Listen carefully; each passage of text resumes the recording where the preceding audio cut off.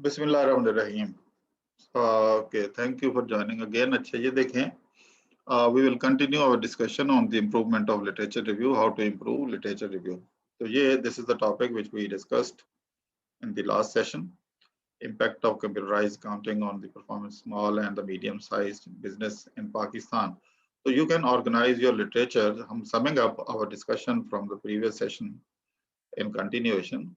तो आप इसको सम अप करेंगे तो आपके ये एक तो इम्पॉर्टेंट जो कॉम्बिनेशन बनते हैं वो ये है कि ये जो कंप्यूटराइज अकाउंटिंग सिस्टम है यानी CAS और उसका परफॉर्मेंस के साथ रिलेशनशिप, उसका परफॉर्मेंस के कई इंडिकेटर्स के साथ अलग अलग रिलेशनशिप, और फिर उसका साइज ऑफ बिजनेस के साथ रिलेशनशिप, ये आपने प्रीडोमिनेंटली इसको फोकस किया है। तो इसको सम अप करते हुए आप इससे आपने लिटरेचर तो अलग-अलग 15 आर्टिकल का पैराग्राफ में शक्ल में लिखा, और उसमें कुछ एरर्स थे। तो जनरल एरर यही थे कि ये जो रेफरेंस है it should be before full stop या dot when your sentence where your sentence ends, तो it should be before closing sentence. तो ये, और दूसरा जो जैसा मैंने बताया कि इसको ऑर्गेनाइज करें अराउंड सर्टेन हेडिंग सब हेडिंग्स, और तीसरा ये कि इसकी बेस पे व्हाट हैव यू लर्नड। अब नाउ लर्निंग क्या होता है, वो रिसर्च गैप जो आपने आइडेंटिफाई किया है and based on that gap you propose your model, तो वो आपने बताना है। फ्रेमवर्क में क्या है कि जो पर्सपेक्टिव्स पहले कवर हुए हैं आप you are adding some new perspectives, तो वो अब यहाँ पे बताएं आखिरी पैराग्राफ में, बेशक बुलेट्स में ही बता दें, लेकिन यहाँ पे वैसे तो प्रेफरेबली उसकी एक डायग्राम बना के बताते हैं, जिसका मैंने आपके साथ एक सैंपल शेयर किया था अपना जो इंटरनेशनलाइजेशन के ऊपर था। वो फाइल आपके साथ होगी, मैंने भेजी भी थी, उसको भी आप देखें। फिर जो वीडियोस हैं, अगर आपको कहीं कंफ्यूजन है तो जो वीडियो जो अपलोड की हुई हैं उनको आप रिपीटेडली देखें, आपको हेल्प मिलेगी। तो अपना यहाँ पे फ्रेमवर्क बना के दिखाएं कि आप क्या करना चाह रहे हैं, ठीक है। उसके बाद उस फ्रेमवर्क को फिर इकोनोमेट्रिक मॉडल में किस तरह ट्रांसलेट करते हैं वो मेथोडोलॉजी में हम करते हैं। तो यहाँ पे आपने वो new dimensions, new method, at least उनका नाम, उनके वेरिएबल्स के नाम, उनकी ऑपरेशनलाइजेशन वगैरह वो फिर आगे जाके हम करते हैं, लेकिन एटलीस्ट वेरिएबल्स लिस्ट करते हैं कि आप क्या करने, क्या पर्सपेक्टिव नए आप ऐड करने जा रहे हैं। एक और जो प्रॉब्लम है, ये देखें, ये वर्क साइटेड, ये प्लीज ऐसे ना लिखें इसको, ये रेफरेंसेस है, स्टैंडर्ड टर्म है, स्टैंडर्ड हेडिंग है, उसको यहाँ पे ये वर्क साइटेड की बजाय आप यहाँ पे हेडिंग दें रेफरेंसेस की। एक ये, दूसरा ये कि ये जो इसका आप फॉन्ट है, आप it is mismatch with this text. पूरे टेक्स्ट का फॉन्ट जो है वो एक जैसा, स्टाइल, फॉन्ट स्टाइल खास तौर पे एक जैसा होना चाहिए। मिसाल के तौर पे आप यहाँ देखें, ये जहाँ पे मेरा कर्सर है ये टाइम्स न्यू रोमन है, ये यहाँ पे आपको नजर आ रहा होगा, लेकिन जब हम यहाँ जाते हैं तो it is not times new Roman, it is Calibri. तो इसको आपने ठीक करना है इस सारे को। उसका एक तरीका ये होता है कि कंट्रोल A करके तो सबका आप यहाँ पे टाइम्स न्यू रोमन आप कर दें, तो ये सारा एक ही हो जाएगा, इंक्लूडिंग योर रेफरेंसेस। तो ये चीजें ठीक करनी है और इसको दोबारा से आपने सबमिट करना है। बहरहाल your work is much better than so many people, but still it need certain improvement.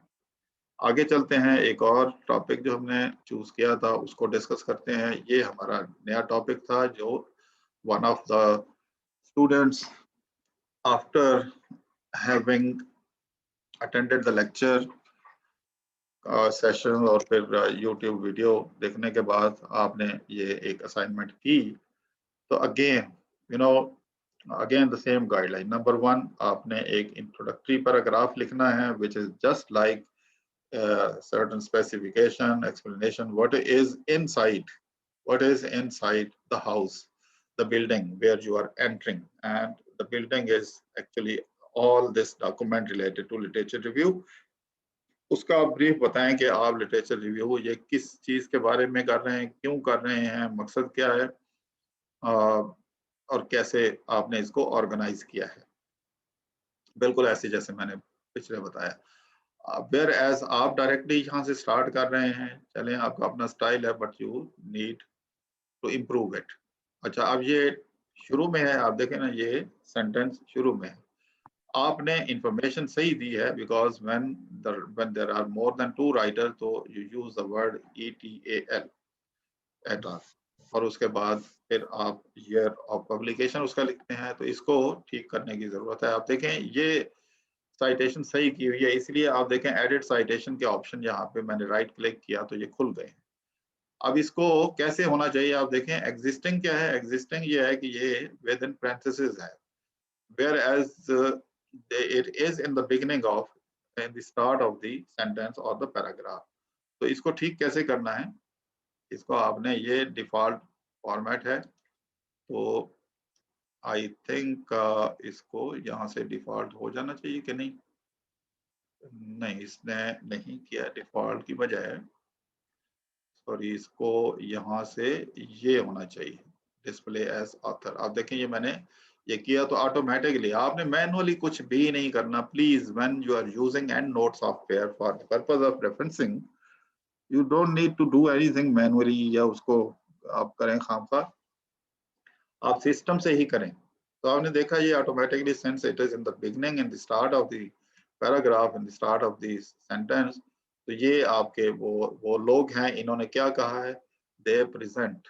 अब ये एक से ज्यादा हैं तो जाहिर है कि इसमें ग्रामेटिकल मिस्टेक्स हैं वो ठीक करनी है। Present in novel way to understand the emerging phenomena of e-banking in the rural areas of developing countries. Good.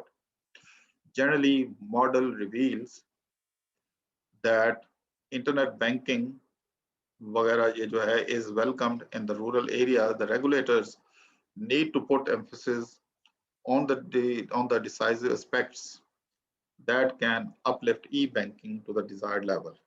तो several empirical evidences अब यहाँ पे आपने लिख दिया, ये बहुत अच्छा लिखा हुआ है, गुड। इसी तरह ये आपने लिखा कि इन्होंने ये किया, have found out that privacy, security, trust, ease of usefulness, knowledge and awareness unreachably are the factors which contribute to acceptance of the e-banking in various regions of the world including Pakistan। बहुत अच्छा लिखा हुआ है, तो please अगर आपने लिखा है, आई होप आपने खुद लिखा है, तो ये जबरदस्त लिखा गया है, तो प्लीज इसी पैटर्न को आप फॉलो करें। अब यहाँ पे ये एरर है, मोर ओवर ये एक बंदे हैं तो their name should be out of bracket, लेकिन यहाँ पे ये देखें ना, ये रेफरेंस आपने एंड नोट में नहीं दिया हुआ, या इसको स्टैटिक कर दिया है आपने, तो इसको ठीक करना है आपने, इसको आपने सही करना है। ये देखें ये यहाँ से पकड़ा गया, ये राइट क्लिक किया तो ये अगर होता एंड नोट का रेफरेंस तो इसने बता देना था।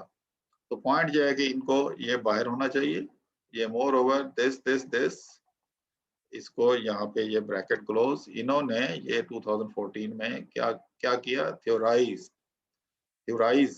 ठीक है, प्रेजेंट टेंस भी चल सकता है, कोई ऐसा इशू नहीं है, बल्कि ये बहुत अच्छा लगता है। ऐसे जैसे आप बता रहे हो कि एक आपके सामने राइटर खुद बैठा है और आप मुझे बता रहे हैं कि ये ऐसा कहता है, ये ऐसा कह रहा है, तो प्रेजेंट टेंस यूज करने में कोई ऐसा बात नहीं, यानी ये बिल्कुल आप मुझे ऐसे बता रहे हैं कि ये नजफ एट अल, ये जो बंदे हैं ये थ्योराइज करते हैं, क्या ये आगे बात की गई है, that the trust and the loyalty of the customer depends on 5 factor facilities, its reputation, quick response वगैरह वगैरह, ये सारी लंबी लिस्ट आपने बता दी, बहुत अच्छा, बहुत जबरदस्त। इसी तरह आप ये देखें, इसको भी ये सेंटेंस शुरू में है तो इसकी आपने इसको ठीक करना है। कैसे करेंगे, ये देखें, ये ऑप्शन आपको दे रहा है कि display as author out of bracket year within bracket, ये ब्रैकेट ईयर के अंदर है, तो इसको करेंगे तो ऑटोमेटिकली ये ठीक हो गया। ठीक है, तो ये लोग, अब ये एक नहीं है, एक से ज्यादा है, तो सेज नहीं आएगा, ये से आएगा। तो इसको भी आप, बाकी अंग्रेजी आप ठीक कर लेंगे, कोई ऐसा मतलब, क्योंकि ये इसमें इसको जैसे मैं कहता हूँ कि हमेशा हमेशा रिसर्च के अंदर फॉलो पार्सिमोनियस अप्रोच, और पार्सिमोनियस अप्रोच यही है कि आप कम से कम वर्ड्स में बेहतर बात करें और कम से कम जगह पे ज्यादा से ज्यादा रेफरेंसेस जो है एक जगह इकट्ठे कर दें, जो जिसको हम कहते हैं सिंथेसाइज करना। तो बहरहाल इसको इसी तरह लेके चलें। आपने बहुत अच्छा, आप इसके आपने, मैं आखिर में देखता हूँ कि आपने कुछ इससे सीखा क्या है। Therefore, it can be said that banks are not providing services properly, which is the basic reason that people are not aware of these services. So Pakistani banks should take some conclusions about creating awareness. अच्छा, ये थोड़ा सा ये अंग्रेजी जरा इसकी सही कर लेनी है, some conclusions नहीं, some lessons हैं, हो सकता है. The banks should learn some lessons about creating awareness among people. In the online business world, corruption has increased day to day, फलाना ढिंगना. लेकिन ये आपने अब अपनी डोमेन में रहना है, जो आपका टाइटल है. यहाँ पे आखिरी पैराग्राफ में इसको कंक्लूड करते हुए आपने बताना है कि ये जो स्टडीज जिनको आपने रिव्यू किया है, इन्होंने कुछ फैक्टर्स आइडेंटिफाई किए हैं.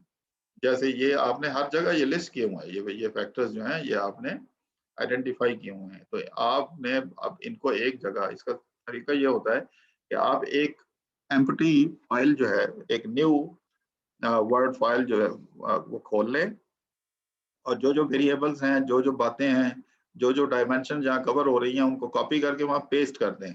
क्योंकि वरना फिर आपको ये बार बार सारा दोबारा पढ़ना पड़ेगा जो आप ऊपर लिख के आए हैं. तो वो बातें जैसे आपने यहाँ पे था, मैं आपको बताता हूँ, जैसे ये consistency, understanding, guarantee of service quality, ये सारी बातें.